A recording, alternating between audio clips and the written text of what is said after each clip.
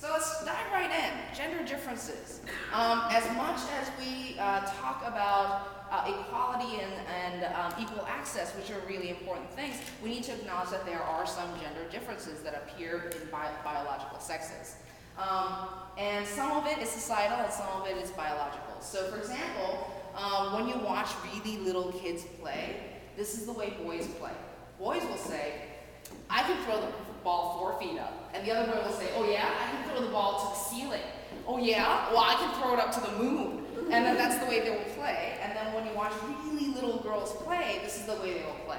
I can throw the ball 4 feet up. Can you? Okay, 4 feet up. Now let's try 8 feet up. So they play, they push each other, but in that very cooperative sort of way. And of course, when boys and girls play for the first time together, it's like, the girl says, I can throw the ball 4 feet up, and the boy says, I can throw it up to the ceiling. And she says, why don't you like me? But other differences, when boys and men experience threat or conflict, they produce testosterone, which is a hormone of action, fight or flight. Whereas girls and women tend to produce oxytocin, which is the hormone for tend and befriend. It's the same hormone that we produce after we give birth and we breastfeed. It sort of urges us to build connections and community. Other things, men and boys tend to see conflict as a way to control their world, whereas girls and women tend to see conflict as a way to lose relationships.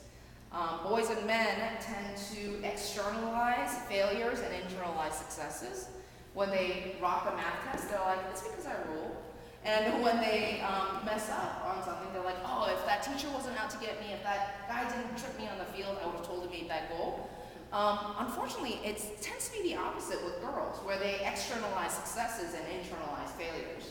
So when they succeed, they say, oh, it's because I got a lot of help, or I got lucky. And when they fail at something, they're like, it's because I'm just not a math person. Which is why I think we see that phenomenon so much in girls, and not necessarily always in boys. So there are these differences that are, one more difference that I want to point out, which is very important to our talk, is that the way emotional memory is processed for men and boys and girls and women are different. So men, the same area as the amygdala, which is an emotional center of the brain, and it helps us remember the really critical things that had emotional tension. Boys and men tend to activate the area of the side of the amygdala that's really about the gist, and girls activate the area of the amygdala, which is about the details. Which is why girls can remember exactly what you said, how you said it, what your face looked like, what tone you used, and what time it was, you name it, and boys will be like, I remember you had a face.